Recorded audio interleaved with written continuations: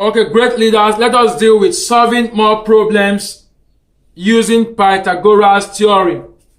Solving more problems. Solving more problems using Pythagoras theorem. Solving more problems using Pythagoras theorem. Let's look at this example.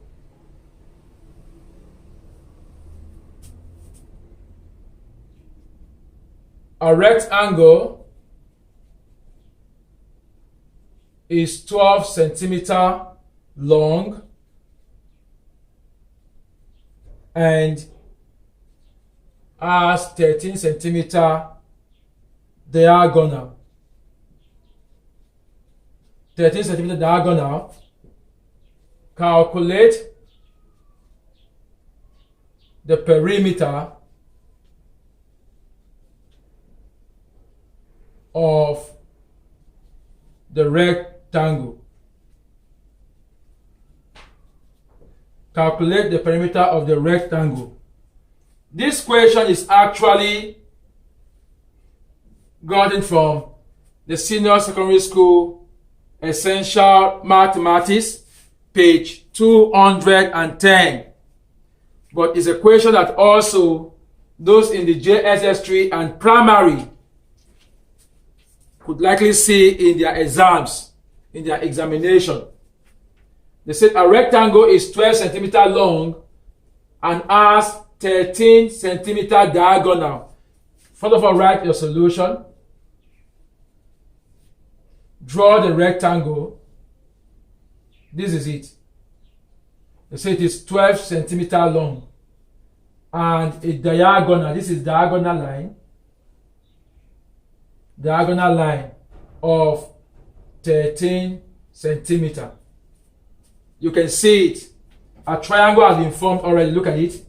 A, B, C, D. A, C, D is a triangle.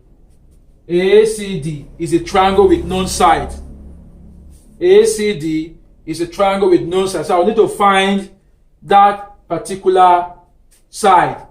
This side. Once I get this side, I can find the perimeter of this rectangle. Because this length that is 12 centimeters is also 12 here. But since I don't know the width, I can't find perimeter. So I need to find the width now. But how do I get the width? I'll recall that there's a theorem in mathematics that has to do with length, hypotenuse, the other two sides. And that theorem is Pythagoras theorem. So if I call here x, I need to find that side. That side is my x. But I need to use Pythagoras theorem. If you look at this shape carefully, your diagonal line is your hypotenuse. Your diagonal line is the hypotenuse. So state your hypotenuse. Look at the shape I'm mentioning actually. Look at it. This shape is what we have here. Here is 13 centimeters, here is 12, and here is x. So if you complete it, you see that shape back. That is it. The same shape. So I want to find x. From these two I know. So I will state my theory. Hypotenuse square is equal to adjacent square plus opposite square. My hypotenuse is 13 square. Adjacent could be 12 or x. Since there's no included angle. Here's my x square. 13 square is 13 times 13. That will give you 169. Is equal to 144 plus x squared. You want to find x. So plus 144 will leave and becomes the inverse. That will be 169. Take away 144 is equal to x squared. This will be 25 is equal to x squared. Therefore, x alone will be square root of 25 and that will be 5 centimeters. It means that x is 5 centimeters.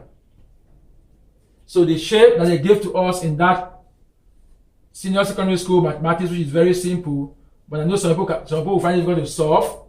Here is 12 centimeter, 13 centimeter. Here now is now 5.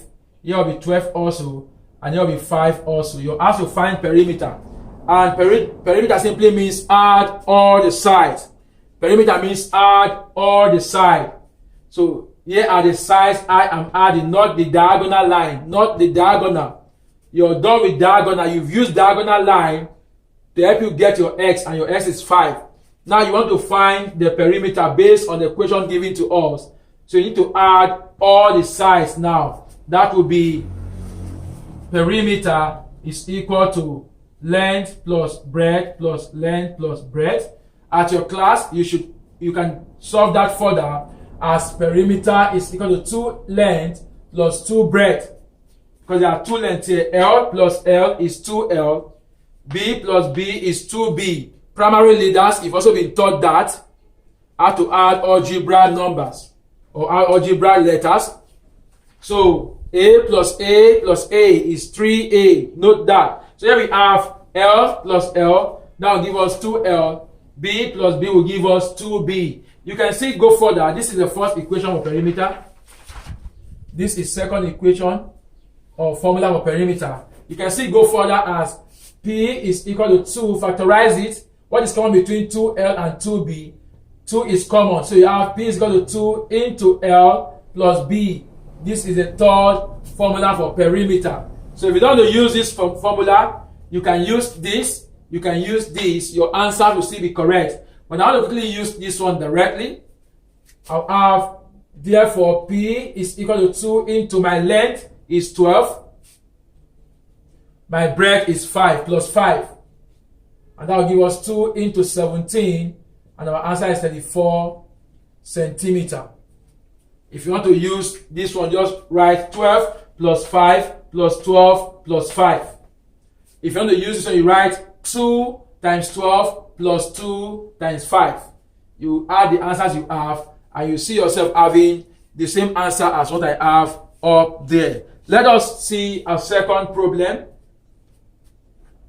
Okay, you should help deal with this. Solve this yourself. Solve this yourself. This is a right angle triangle given to you. You are to find the unknown side x. You are to find the unknown side x. So solve that yourself. Number 1 and number 2. Solve this also.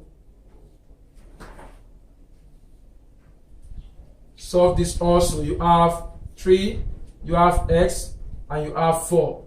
Solve this also. You have to find the unknown side. Find the unknown side of these shapes given. The first right angle triangle given was 5, 2, and x. The second one is 3, 4, and x down. Find the unknown side. Do not forget your hypotenuse is the side that faces the 90 degree you have on or in the triangle. So carefully solve this. If your answer is a type that has no square root, keep your answer in solved form, which means assuming your answer is square root of 7, let your answer remain as square root of 7. If your answer is square root of 11, let your answer remain as square root of 11. That's what I meant when I said keep your answer in solved form. So carefully solve these problems yourself and ensure you get the right answers. I will see you in your next class. Thank you.